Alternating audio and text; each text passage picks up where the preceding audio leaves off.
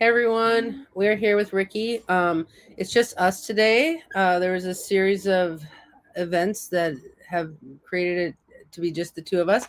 So I was thinking I could grill Ricky about quotes from Ensoulment, the book on how the soul gets in the body. Now this book was written 2,000 years ago by Porphyry of Tyre. And then Ricky, what was on your mind? I feel like it's related. I was thinking about uh, a creation myth, because I'm in Connecticut visiting my mother-in-law, and my wife and I we speak astrology, a lot.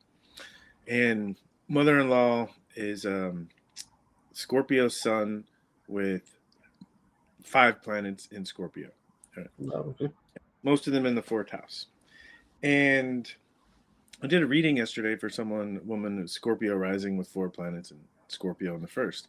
And I was talking to my wife about the reading, and I could tell my mother-in-law was listening, but she had this really like confused look on her face, you know. And I thought if we were talking about Peter and Paul and resurrection, and we were using like Christian story, Christian myth words, should have been like, yeah, yeah, yeah. And it would turn into a conversation. But because she didn't have any connection to the Venus, Mars conjunct, it's like she went blank, you know? And I started thinking if she had heard astrological stories growing up when she was a kid and connected them to her life, then it would make sense. And then it got me thinking even further about astrology and the way people use astrology and to help them understand themselves better, yada, yada, yada. But there's no creation myth. Most people don't have a creation myth that they can associate or tie or connect with astrology. And to me, if you don't have a creation myth connected to a worldview, you're missing something extremely valuable. hmm. Well, So you're talking about I guess the creation myth would be like is that the 7 days the world was created in 7 days? Is that like the Christian creation myth? that's when we think of creation myth. That's what we think. But there's certain parts of that story that help us understand who we are. Right? Even the idea of if I'm lying to my wife, she'll get mad and say you shouldn't lie. Uh, okay, where does that come from? Right. Oh, so the idea of the Ten Commandments, but if we go back before the Ten Commandments, there was the original sin. And so much of the creation myth that Christianity is built on is around the original sin and what we have to do because of it. Right? That's what gets you to Jesus dying on the right. That's what connects all of the pieces of the Bible is you have to go back to the creation myth because everything rests on top of that. And in astrology, we just have I had a reading and I found a good book. You know, Mm. we don't. It doesn't, and we like that's where it begins. God, that's so interesting. That is so trippy that this is what you came to the table with, because I feel like Ensoulment is the creation myth and of course when I got this book in my zip file, the way I found this book is I translated the introduction to the Tetrabiblos in Greek, and there was this religious scholar named Roger Pierce who was trying to commission someone to translate that book, and someone said this woman has done the translation already. Her name's Andrea Garrett. So I showed up and I was like, hi Roger Pierce, it's Andrea Garrett, is there anything else you need translated? And in my inbox is this zip file about how the soul gets in the body. And he said, we've never seen this translated before. Can you do this? So it took me 7 years. I didn't know if there'd be any astrology in it, but it is absolutely the creation myth about, because in this book they talk about that souls sprout in the ether. They plant their own seed through the mother and the father because of some life pursuit that is available in the chart. They say a baby that grows under peevish weathers will be peevish, and like that's the astrology of it, kind of thing. So tell me this, do you feel like a soul plants its own seed through its parents, or I guess what's your creation myth around astrology? How does a person get a chart in the first place? That when when my oldest son was younger, I used to tell him bedtime stories, and I'd make up a story, and the story was called the boy who brought the magic back. You know, Mm. and basically it was about a boy living up in heaven, and he was noticing that in the world no one believed in anything anymore. Right, the magic was gone, and he just really wanted to do something about it. And so he went to the Heaven Library and did some research to find out how to get a body, you know. And when he read um in the story, I said he hung out at Whole Foods, you know, Mm. 'cause that's Mhm. where he saw the people with the brightest auras hanging out. And so he hung out at Whole Foods, and he was looking, you know, for the man and the woman. And then at night, when they were sleeping, he would whisper in their ear, you know, time to meet someone. Do you ever notice that guy, you know, at the produce, you know? And then he had them connect to each other, and they ended up getting together, getting pregnant, and then he got to come into the world. And yeah, the story just popped into my mind one time because it kind of made sense to me. So I do believe that very strongly. I do. Mm. Yeah, and you have okay. So what the story? What you're talking? Because it says in the book that the soul will send visions to the mother and the father. You remember in the Greek, there's that fantasia realm, the realm of vision. So the baby comes in sending a vision, and it gets the baby gets the father and the mother together through visions. So now you have 6 kids. I want to hear about your personal experience with this. What were the visions that led to these 6 kids? Yeah, and we call them visions, but my first child was born when I was 20, right before I turned 22. So I was young, and you know I wasn't spiritual at all. So it's difficult to call it a vision. But one of the things, the chance things that had to happen for me and her mother to get together when we did, and it's just uncanny. And I'd only known her mom for a couple of months, and I found myself talking to her mother about having children and raising a family. And I wasn't necessarily talking about us, but that was the feeling, that was the nature of those conversations. Um, and so, I mean, it's funny that I do have 6 kids, and only one of them or two of them I could say were planned. The other ones came, and so I do have an appreciation. And it was a little not understanding when I was young, like, oh, you know. But as time went on, and I understand more, I appreciate the power of a lot of times, and I think this is helpful for parents. A lot of times, the main reason that parents come together is to have the child. You know, is to Mm. Interesting.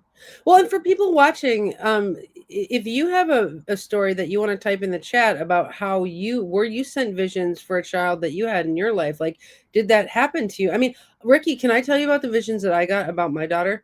Mhm. No, I have a Pisces moon square Neptune at 14 degrees, and Uranus went over it. So, like, Uranus was on my moon, and Uranus was square my Neptune. So, I started getting all kinds of visions, and it was like I got a vision that I was going to have a baby, and then I went and I checked out the astrology, and I was like, I'm going to have a baby on December 10th of 2007. Like, and I told a bunch of people. I hadn't even met her dad, but like I was getting visions so strongly that I was like, I was telling people, you know. So I met her dad at a party, and I was like, "That's him." And I just told him, like, right there at the party, I was like, "Yeah, we're totally gonna have a baby in December 2007." He's like, "You're freaking nuts! Like, this lady is off the chain or whatever." I was unhinged, but like I got it right. Like when I thought I had to get pregnant in March in order to have her come out that day because they always come out late, and I didn't get pregnant in March, and then I got pregnant the next month. She came out 3 weeks early on that day, and that was the day Uranus passed off my moon, and I was like, I thought it was crazy that whole time. That's the problem with the moon square Neptune is like psychic visions like make you insane basically. But so for me, I absolutely felt the vision Yeah. personally.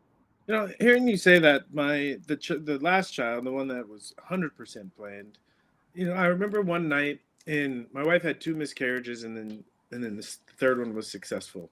And I remember the first one, I was looking at her, and I was like, she ain't ready, you know. And of course, a couple of weeks later, she lost a baby. Second time, I was looking at her, I was like, she ain't ready, you know. She lost the baby. And after the second one, and this was early, it wasn't late, it was early term. And after the second one, it's like she had a moment where she had to decide, do I want to keep doing this, or do I like? And she made a decision. I don't care what it takes. I want to do this. Right? And I remember one night sitting downstairs, and I was reading, and something made me start thinking about this baby. And I remember looking up, and I had this conversation with myself, with the universe, with the baby, whatever. I had this conversation about, is do we really want to do this? You know, it was almost like an invitation, right? The opportunity is here, but are you truly going to commit to this? And I remember having this conversation where I was like, yeah, I really want to do this. And 2 weeks later, my wife got pregnant, and Soul's downstairs. Oh my God, Yeah. interesting. And this one is interesting because for me, I say that when I'm talking to people about astrology, I like to think of the sun rules men, masculine, and the moon rules women, feminine. And Soul, his sun in Gemini, all right, I'm a Gemini, his moon, Gemini sun, his moon is in Pisces, his mom is a Pisces moon, and within a degree, square each other. And Wow. both of them to the degree in hard aspect to the south node. So there's like that you can see, and right, you look at some charts and the parents and the kids, and you're like, oh, good luck. But this one is easy to see that, I'm the Gemini, represent the sun in his chart, his mom, the moon, representing the moon, and his chart. It's mind blowing, and even more so, his moon is in the second house. His mom is the second house Pisces. Okay, so his moon on my wife's sun. His sun is on top of my Jupiter in the sixth house, and the connection there is I'm a Virgo rising. So this idea of he chose wisely. He chose parents that can activate those parts of himself. And I think when we have that, it might be an easier path to facilitating him being himself because it's so naturally supported by his environment. Mm-hmm. Yeah, interesting. So I think, and the next thing to then talk about is, you know, if soul. I mean, I guess we don't know how to understand now. Now the essay, the Ensoulment's an essay, and it's like, does it give one answer? I mean, Porphyry was a Neoplatonic philosopher. He had studied under Plato and then was providing philosophy. So, in the existence of humans, we don't know the answer, right? This is existential philosophy where we go all over about existence. So we're never going to find an answer today. But I do think these are great questions, which is like, how do you feel about the plannedness of him versus those unplanned children? Is there a difference in the soul connection? Obviously, his chart is so literal to you and your wife. Like, what is different about the unplanned pregnancies? Well, I think the difference is from my perspective, the planned pregnancy, you can see the clear connect. It's clear. The other ones, there's connections, but it's not as clear. It's not as straightforward. And I think of, that relatively speaking, my wife, we have a good relationship and we're in a good place, and we decided to have this child. The other kids, it wasn't that situation. And I think in those situations, you can see the discord in the kids chart based on what was going on with me and the mom. Because in the same way, a child born in a certain kind of weather, we can say physical weather, but the children are born in a certain kind of, and I think it's more impactful than the physical weather, is the emotional weather, which is the environment that when they're babies, when they're born and they're growing up in. Because kids don't have any defense against the parents' unconscious. They're just soaking it up. I mean, I think the parents' unconscious raises the children more than the parents' conscious mind. So many times I say something to Soul and he mirrors it back to me, and I didn't even realize I said it. He's like, "Where'd you get that from?" And then he just looked at me. He said, "You." I was like, "Okay, thank you." And I wonder if your youngest son, that part of his path is to be very close to you and his mom, like whereas some of your other kids, their path has less to do with you and more to do with other things. And so, do you feel like Soul is his name? Soul, yeah. Yeah. Do you feel like you and Soul are going to be really tight knit through the duration of his life? Yeah, there's no doubt about that. Yeah. Yeah. He's got a tight Pluto in the first opposing Mars in the seventh, and his Mars rules the fourth house, which to me is the house of the father. And so, and he already tells me, when I get 10, we're gonna go to the strong gym and work out together, and then I'm gonna be bigger than you, and I'm gonna throw you out of the window. I mean, already he already has the plan, and so the message is I better be nice to his mom. Oh. Because Pluto in the first, right? He's gonna be Yeah. on Swole when he gets, and he's gonna be a gym rat. Mars is strongest planet. He already every time we pass the gym, he says, "I want to go. I can't wait to be old enough to go to the gym." Interesting. Yeah. Yeah. I mean, But here's another example. I think, and I'll at least explain how I think about it. So, my first daughter, the first one, the major first unplanned one. Okay, this was the big one. And she was born on the same day, April 11th, as my mom. Okay, and my mom has Mars in the first conjunct the ascendant.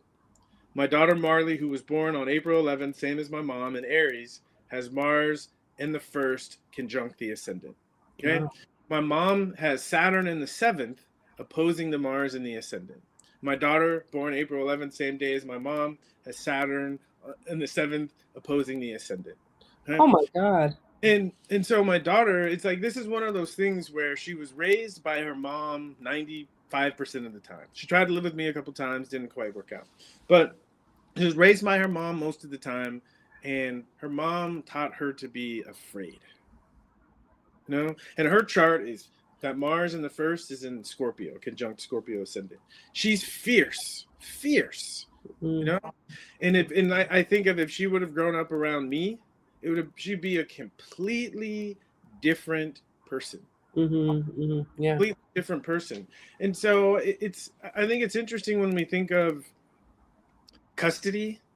You know, I think in the Hmm. future we might look at the chart and it might assist us in making wiser choices about who's has certain responsibilities when it comes to the children.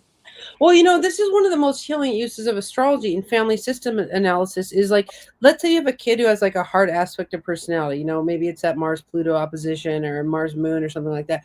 Well, one parent's going to deal with it differently according to the synastry to the baby's chart than the other one. So sometimes we'll get a parent who really cannot deal with a child. Like their synastries rub each other the wrong way, or maybe their composite chart's really hard.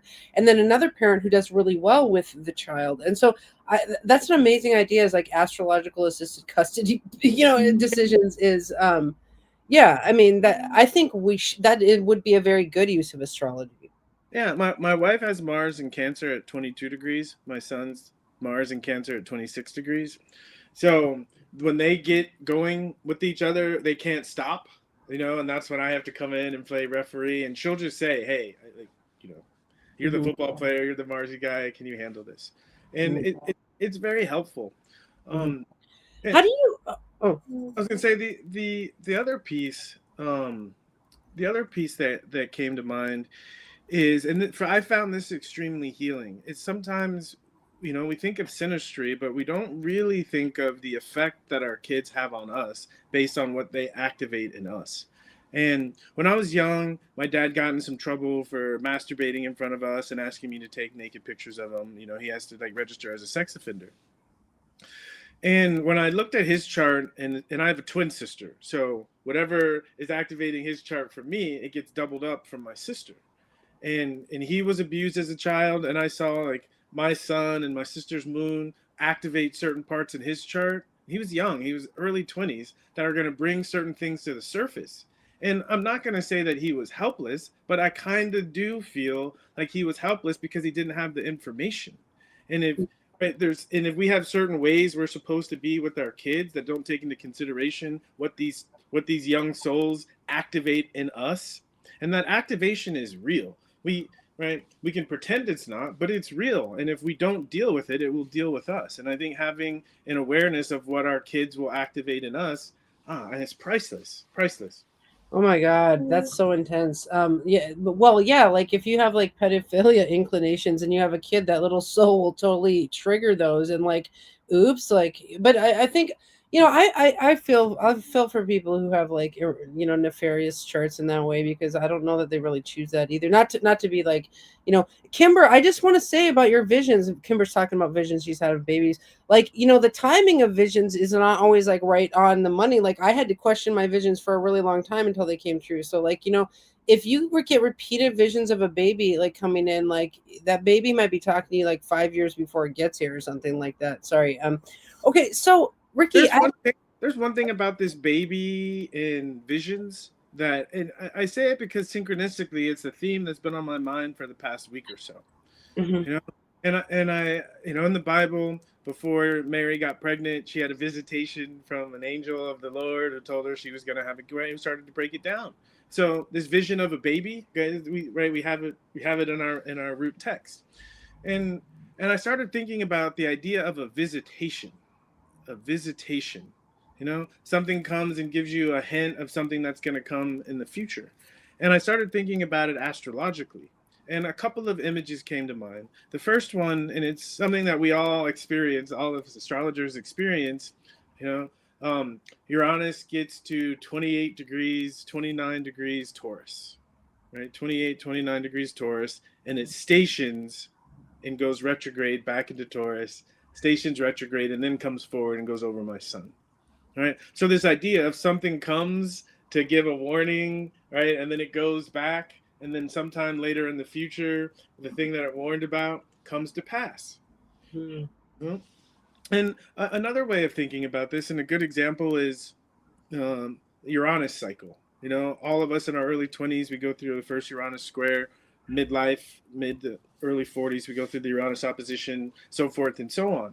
And I found if you track all of the major Uranus transits through your life, there's like a sequential cycle is they're preparing you for a later Uranus experience. And if someone just tracked their Uranian events, they would see a storyline. So Hmm. this idea of visitations, of visions of what shows up in our life is giving us information about what's going to come in the future. Oh, interesting. Like it's not only babies, but like we get epiphany visitations for foreshadowing things. And I'm saying, like, specifically noticing when you get a visitation or a foreshadow, and there's that phenomena that I just explained, that especially a slower moving planet has gotten close and it's Mm, about to retrograde away. Because I always had that question, right? If we say we use, let's say, 2-degree orbs for a transit Uranus or more, it's like what happens when it gets to the orb and stations? It doesn't finish the aspect, but it goes away and then it comes back. And I mhm. always thought about how to think about that in the image of a visitation. It made sense to me. Interesting. Yeah, yeah, definitely. Yeah. Geez, I will never forget that Uranus moon transit like forever. Of course, and then it makes my daughter's Mercury square Uranus exactly on my moon square Neptune. Like that girl was built for me. The visitations told me that. And like she has a like she has a Venus trine Mars in Scorpio Cancer right on my Scorpio Cancer trine. Like her chart's all over my chart. Like it's kind of crazy. Sorry to make that about me for a second, but No, it is her 18th birthday today, so I just had to celebrate her for just a second. wow, oh, Um, hey, I will. 18, I congratulations, know. you made it. You Well, did it. kind of, yeah. Yeah, we spent some quality time going and getting donuts before this. But so let me ask you this. I'm really curious about the process of how the soul gets in the body. And you've watched this with 6 kids. Like, do you know how do you think the soul gets in there? Is it like it pops in one day? Is it that it grows within the form, or like what is do you see the soul as separate than the body of these kids, or do you feel like they're intertwined? I mean, Yeah, I think I think the soul, sits in a waiting room until the body is ready. so you literally think the soul's out here, the body grows separately, and then it kind of comes in the top of the head or something. But at least the soul or beings, on a level oversee the building of the vehicle. Hmm. Because right, if because to me, in that sense, that the body does arise out of the soul. Mm. Right. Interesting. Well, that's actually close to kind of what Porphyry says, because he says that the essence, okay, the actual essence of a person drops down, and from that the body grows, and so it's like the soul's governing the literal essence. And so I see what you're saying is that soul's governing the process of creation of the vessel. Um, now, okay, that's interesting. Now, Jesse's asking, what does the soul? When does the soul's time start? What do you mean, Jesse? Like, is there? Does it start at quickening when all of a sudden you can feel the baby move, or? Well, I think when you say the soul starts, right, to me, I don't think there's really a beginning or an end to the soul. And I think, right, it's a process, and it's a gradual process of ensoulment, but just as an astrologer, it seems that at least from what we can see, that the game begins, right, when the baby pops out, you know? When the baby pops out and takes their first breath, that's the functional time when everything begins. Everything it's another version of the waiting room, you know, the waiting room, and then soul gets closer to the body, and then as it gets closer to the body, it can more oversee the process of developing the body, and then when the time is right, Okay, that's when the story begins. And this is an interesting insight that for me, when I think about it, is so obvious that things can only occur at the right time for them to occur. If it's not the right time for something to occur, it doesn't have the ability to occur. And right, we know that in everyday talk because we say, oh, right, I just missed it, right? I was at the wrong place at the wrong time. I was there just on time. Is we have an awareness of this, that things can only happen at the right time. And so we can only be born at the right time. When what the circumstances, the cosmic circumstances match our path, right? When there's that path, there's like a portal that opens that allows us to drop in, and we can see it in the chart. Okay, interesting. Okay, we have a lot of people talking to you right now. Okay, so Debbie says maybe it happens through the belly button. Um, and Debbie, I mean, I have to speak to this for a second, which is, the belly button is like the root of a plant. It's we're rooted in the placenta, and the placenta is the soil, and so in some ways, in Ensoulment, they say that our job, the soul's kind of permeating in there, and the only job is for the baby to grow bigger and bigger until it stoops down and peeps out. And I guess the belly button is kind of a pathway. I mean, what do you think of that, Ricky? Belly button and soul, how are they connected? Well, I think the belly button and soul is the cutting of the umbilical cord. You know, I think it's the freedom. It's the freeing of the soul into embodiment. I think at least as a symbolic, So it's the root. I like this idea of the root because the soul has to take root somewhere, and it obviously takes root in the mother. You know, Yeah. through the umbilical cord, and I think that's more of the process of this of ensoulment, because we the soul is taking on a vehicle to have certain types of experiences. Mm. Mhm. It's interesting that in the book they say that the mom respires in the chart of the baby. So like the sun vapor, so she's like breathing in the chart. Like, so let's say Saturn is in a certain spot and the sun goes through that sign. She's trying to breathe in that body system, and there's a lack of light, and so that body system gets kind of underdeveloped, and we get the rings of Saturn, and like, so it's like there's a lot of this breathing in. I think the soul is a process, like you breathe in the soul over time. I have to ask you though, Ricky, you say that the soul enters at a certain time. What about quickening when the baby starts moving in the body? Is the soul visiting, or Like I said, I think it's levels. Okay, when the soul fully embodies, that's when it's time to go, right? But it's not like this. It's a gradual process. It's a interesting? gradual process, and you can track the process in gestation of seeing what gets developed when, and I think there's a certain point where the soul is like, okay, I can fully embody this, and I think that's when it's time to go.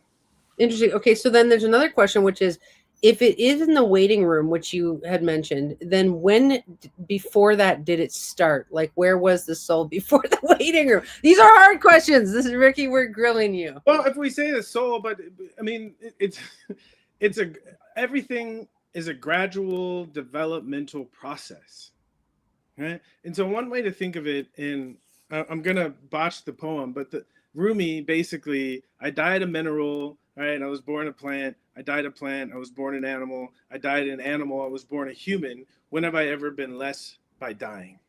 Right? Oh, Whoa. so beautiful. And so if we think of the evolution of the soul, right, it to a certain extent has to match the evolution of the vehicles. And the vehicle of the mineral kingdom, right, the soul has certain experiences, and then when the soul has to evolve, it needs a different vehicle to keep building on that evolution. So we can imagine the soul goes through the plant kingdom, and then it has certain expertise when it reaches the top of the plant kingdom, and it's time to jump over to the animal kingdom. Starts on the bottom, has gradual experience, and develops, and it needs a higher vehicle, and then it gets to the point of human. And the thing, if we look at the difference between a human and an animal, is humans have self-consciousness. So, right, that our vehicles allow us to be self-conscious, which allows the soul to evolve even more. And after we leave this body, all right, we will have a more advanced vehicle to help us keep going. And so when we say, when does it enter, when does it leave, it's part of a cyclical process. So that's definitely a reincarnationist approach to it. But I don't believe we reincarnate multiple times as humans. I don't Interesting. think because that's the whole idea. Once consciousness grows to a certain level, in order for it to keep growing, it has to have a higher vehicle to match the growth it's done in the previous incarnation. And I think if we watch humans, come on, man, like if if you just look at humans, right? Why would we keep coming back over and over again and still be so stupid? Okay, it doesn't work that way, right? It's like, really, how many lifetimes do you need to kind of figure out, be nice to people and treat them well and do your best, right? Right? You only need one. You don't need multiple. And Mm-hmm. I'm going to go way out there now, because these are the ideas, Your Honor, son, my son. These are the ideas that have been coming into my mind. Because if we follow my trajectory and this idea of more advanced vehicles, created by consciousness, humans right now are in the midst currently of creating more advanced vehicles that can take on higher consciousness. And I'm talking about machines, right? Mm. About machines. So you're saying that we can reincarnate as a machine? That's what I'm saying. That's what I'm saying. I'm saying it loosely. I'm not giving the details, but if you just take a step back and look at what is happening right now in in the revolution of artificial intelligence and what machines are capable of doing now and how fast it's moving, it's easy to imagine it's preparing a vehicle that can handle higher levels of consciousness much more efficiently than humans do. Much more efficiently than humans do. I have heard the theory that machines have souls, and I guess from an animist perspective, everything has a soul. I mean, But when we're talking about the ensoulment process, this is the thing. When we think about the future, we forget that we can't really appreciate the future because there are things that are going to happen between now and the future that we can't foresee. And so if we're talking about ensoulment and how the consciousness creates a vehicle, right? While we're alive, humans are consciously creating vehicles that will allow consciousness to ensoul a vehicle that's more efficient than the human body, than the human existence. It's like, just from that perspective, it's already occurring. And if humans, I mean, if we can ensoul this, right? Like, we don't know the capacities of the soul. And so whether machines have a soul, for me, it's big. Do machines have the ability to be ensouled? That's the big question. And if we say no right now, like I said, we don't know what's coming in the future. And when I first started thinking this, I was like, this is crazy. I'm crazy. I've lost my mind. And then I was listening to an MIT professor talk about this, and he said something that stuck me. He said, "Do you think humans are going to be around forever?" Huh? Huh? Interesting. Well, I'm sorry, but you're making me think of Magic the Gathering. I don't know if you've ever played that game, but like, it's like you can have cars in your deck or vehicles, and then you have a creature get in the car, and then it makes the car go around, and so it's like the creature ensouls the car by actually stepping into the car, and like I don't know.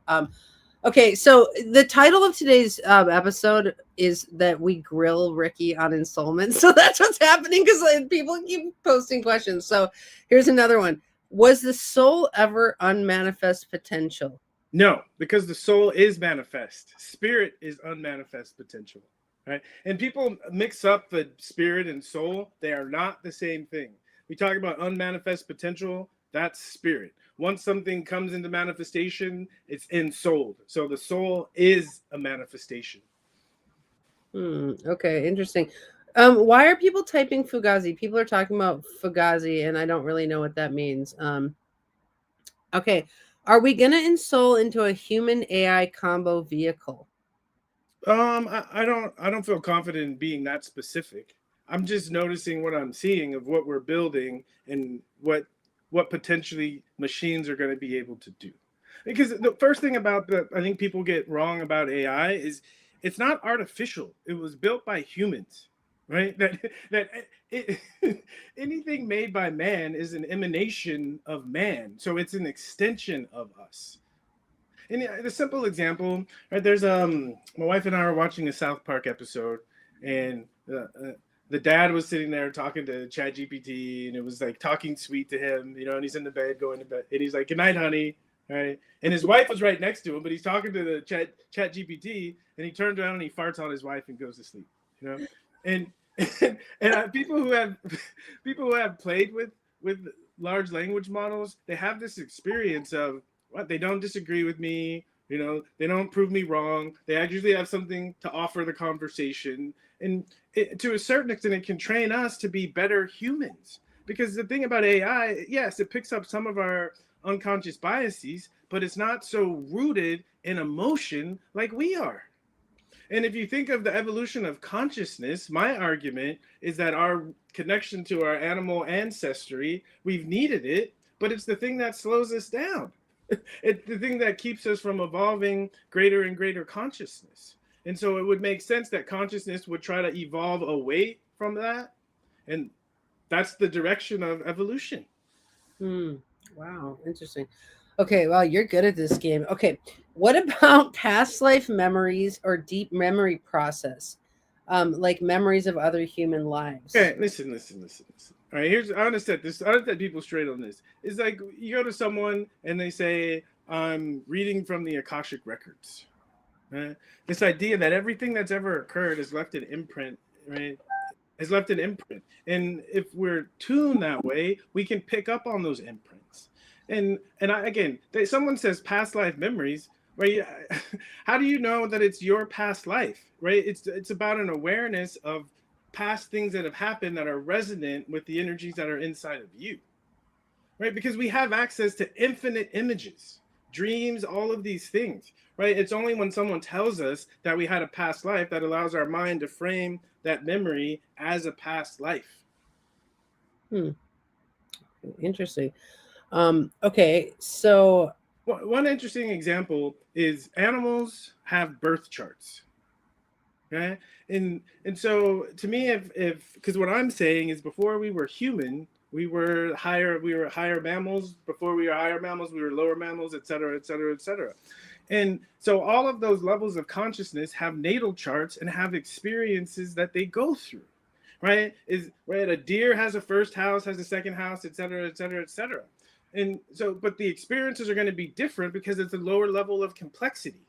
And so if you right, you think of a lot of the cartoons kids watch. My kid loves to watch Peppa Pig.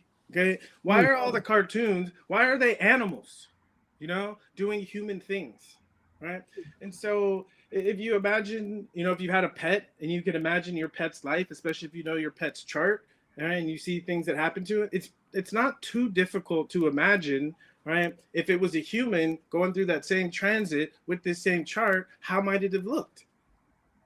Right? hmm, And if I'm trying to, and growing up in this world where we are existential materialists, okay, we think that we are our bodies, then it makes sense that if we're thinking about the past, that it would come through the idea of it was me as a human in a past life.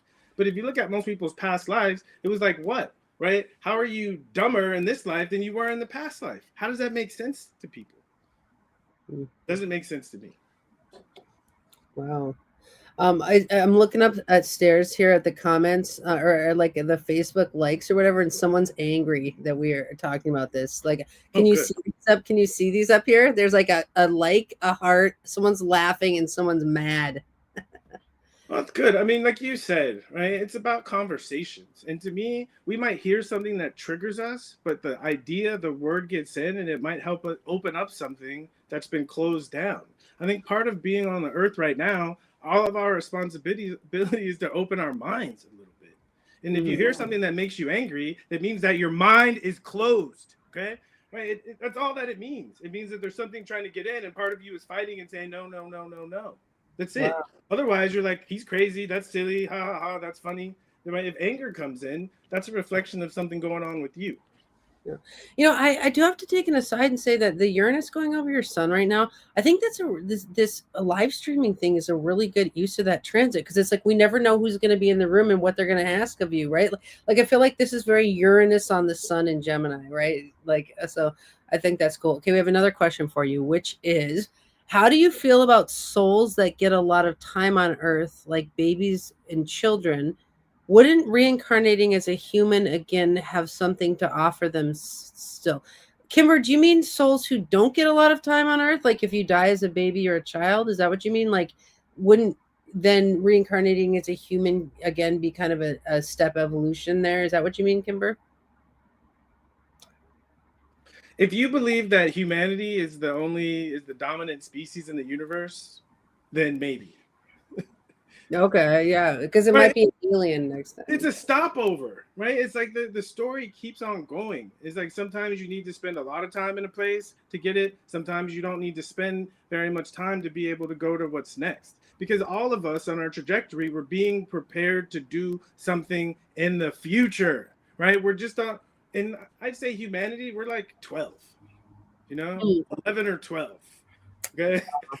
we're, we're Plus not. 1,000, it depends. Like that was me being a narcissist. I'm like 1,012. You know what I mean? But right, however fast time moves, if you just look at humanity and the way we act, generally, we're like 11 or 12-year-olds. You know? Well, you're a really philosophical 12-year-old right now. Well, I'm saying exactly. I'm saying in general, right? In general, we're like 12 years old. So it's like we're in middle school, right? So all right, some people they just skip middle school. Right? They go straight to high school. So just trying to keep perspective.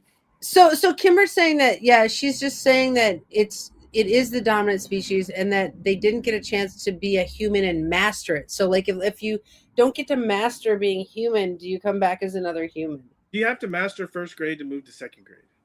No, no, no. Where does this idea of mastery even come from? It's like made up, right? It's like the idea if you're a first grade, you just have to learn how to count to get to second grade, and then mastery comes when you're old, right? And the soul, as it ages, again, I'm saying it's like 12, 13. When it gets closer to 60, 70, 80, that's when we should be talking about mastery. This is just preparation for mastery.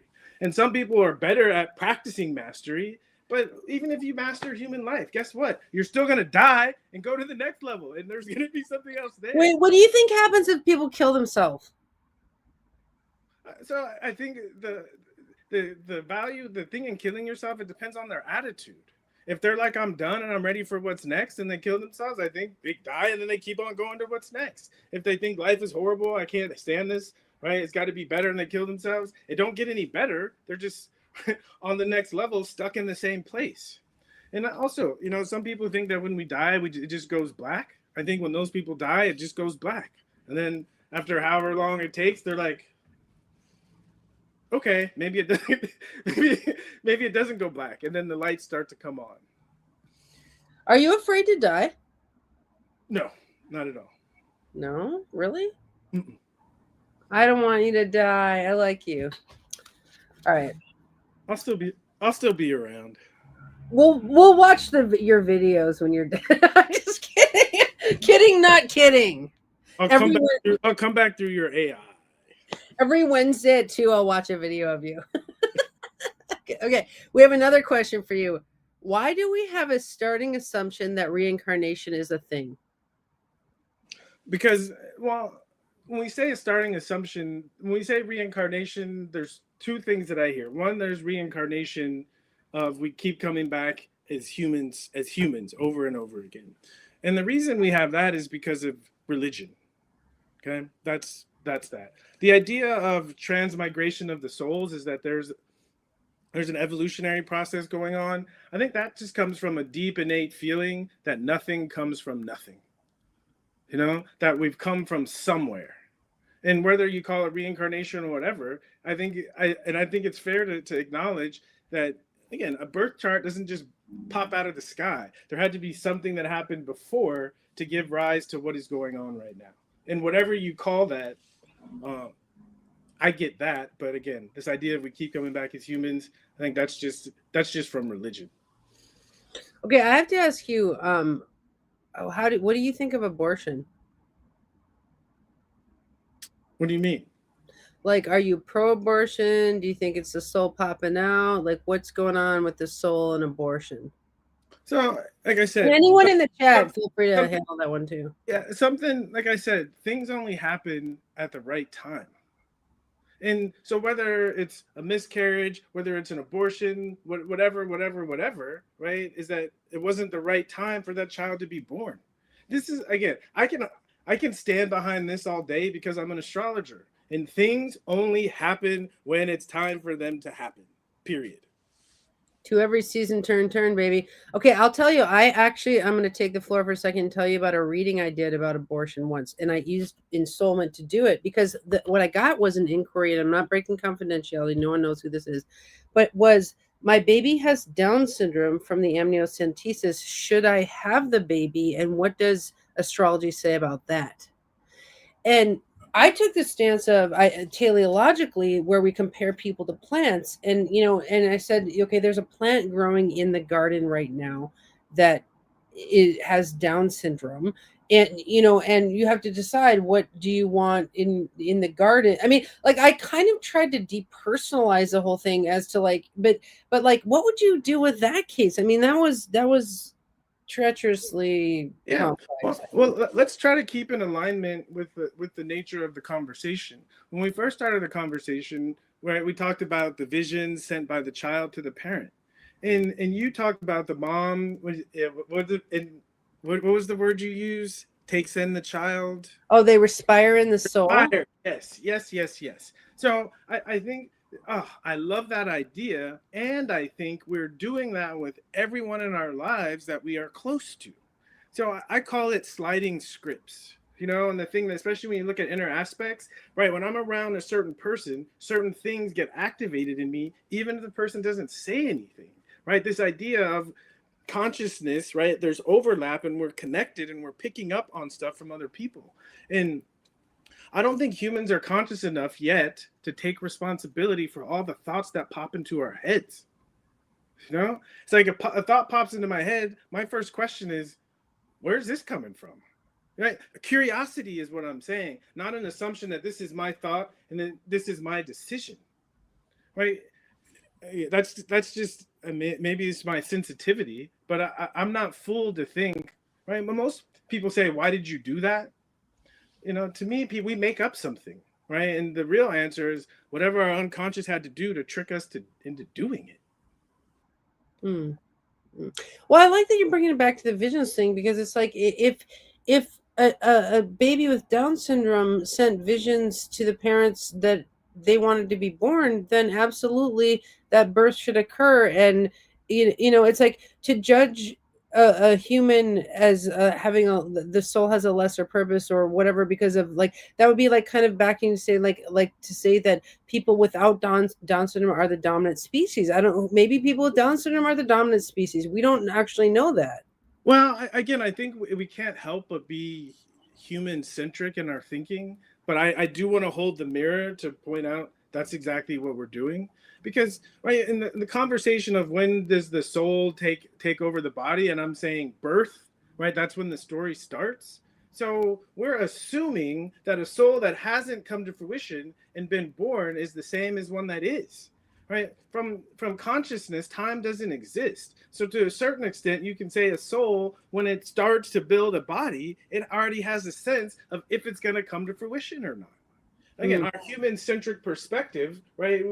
We're not taught to think that way. But mm, I saw my wife go through 2 quote unquote miscarriages, and I see how significant those experiences were to help her get to having a healthy child. So, right, and if we look at a woman that has an abortion or goes through that kind of experience, it's not about the baby, it's about the woman, right? Having the experience and what it changes in her consciousness for what she's meant to do and her purpose. The baby only comes into me. The baby only comes into the equation when you gotta, right, feed it and put a diaper on it. mm. Wow, that's interesting. I never thought about that, but like the miscarriages and abortion could be part of the mother's path, not even It's not the child. I mean, we make up that it is, but the thing that's obvious is it's part of the parent or the mother's path. Fascinating. Okay, so we have another question for you. Back to parent-child synastry.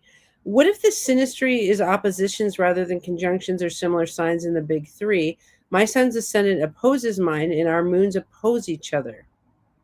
So it depends on your attitude towards oppositions, because to me, when we look at hard aspects, to me, I just go straight to harmony and discord. And that comes to when things get hard, what is your attitude? If your attitude is you complain and you bitch and you cry and you whine, you're going to have a really tough time with that child. If your attitude is when the going gets tough, the tough get going, and you get creative and try to find ways to navigate it, and you're willing to devote the energy and the time into being a parent, oh man, right? It's beautiful what can come out of oppositions. When I see hard aspects, I'm saying you were put on this earth to do something difficult. And so the level of training you have to go through is going to be more difficult. If someone wants to become a professional football player or a professional surgeon, right, their lives are going to be harder than people that don't, right? Just based on that decision, right? And you're going to see in those people's charts hard aspects. Mm-hmm. Yeah, and Jenna, I would have something to say to that too. And it's like I think the it's like the story of what are we bringing to are we similar to our kid? Like some people say I'm a clean freak because my mom was a Virgo, was a clean freak, so I got it from her, and they're both Virgos, right? Like so it's like how much are we similar or dissimilar to the parent plant? Like we have genetic structure that we take from the parent plant. Like if you're Caucasian, your child will be Caucasian. If these things are similar, but the chart layer is one of these layers of analysis of like I'm just opposite to my child, and in some ways the child may then oppose your tendencies, and that is just part of the story of that parent child pair. Like I think it's equally spiritual, it just is a different story. Yeah, and to add to that, I believe that all synastry charts, all of them, right, all transits, all progressions, all other charts, they all take direction from your natal chart. So if you see a powerful synastry aspect between a partner or a child, find where that aspect, that synastry aspect, lives in your chart.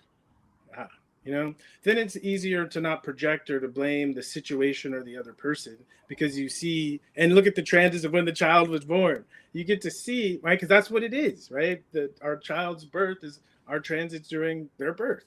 So, but again, I think the main point I'm trying to make is, and this is all synastry, is if you see a difficult synastry aspect, look for the signature in your natal chart first. Interesting. Okay, of the soul. Okay, Olga's asking if the soul enters at birth, why do Indian vegetarians not eat eggs but eat other dairy products? Religion, right? Tradition, religion, right? To me, to tie religion to what actually happens, we're a little far away to be able to do that confidently and accurately. And when I'm saying it's a gradual process. So I'm not saying at the moment of birth it pops out. I'm saying the process is complete. And to me, this makes sense. The process is complete when the baby pops out. Right? It's ready. Wow. Dang, man, we got a really good slew of questions here. Ricky, do you have any questions for yourself? No, I'm glad I've spent a lot of time thinking about this. Yeah.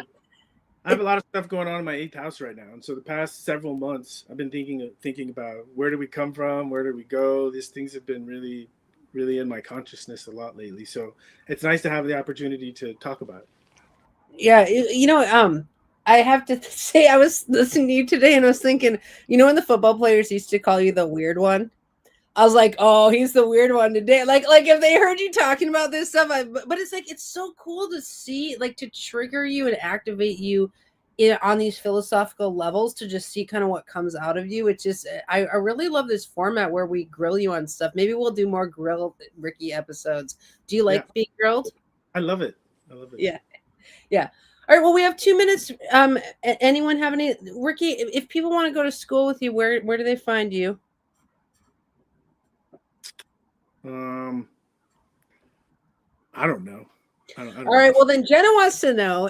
I wonder if the soul being complete in its entry into the body has something to do with the lungs too, because the lungs being ready to sustain oxygen is what triggers birth. It's the whole system, and yes, evidence through the lungs. But it's right. It's like it's done. It's ready, and right, and and I think part of it is, I have a nephew who was born and his tibia, fibula, and feet didn't finish forming. So born with club feet, had to be amputated at the age of 2. And so I think the soul has its imprint. I think the analogy we have is DNA. Okay, is that we have data and stored in the middle of the cell. Okay, and I think it's the same way. There's data that encodes to form the body, and when it's done, right, for the soul, it's meet the blueprint. That's when the child is born. And it's like if you've ever built a house or something like that, you can see it's almost done and you feel like you could almost live in it, right? But it has little things that have to be finished up before it's ready. And then when it's ready, you move in. Nice. All right, you guys. Thank you all, everyone in the chat. It was so good to have you, Jenna, Olga, Jesse, Kimber, Debbie. Thanks for being here. If you guys want a copy of Ensoulment, they're available on Amazon. It's my favorite book I've ever read in my life. Ricky, thank you so much. Thank you. Thank you for the opportunity to open my mouth and say crazy shit. Do you think we have a win-win going here? I do. Yeah, I think so. Win-win since the first time I picked up the remediation book, it was a win-win. Dude, they say and they say win-win or no deal. So I'm really glad it's a win-win. Yeah. It's a win for the crowd. It's a win for you, and we love it. All right, Ricky, we'll see you next week. See everyone later. Bye. Bye.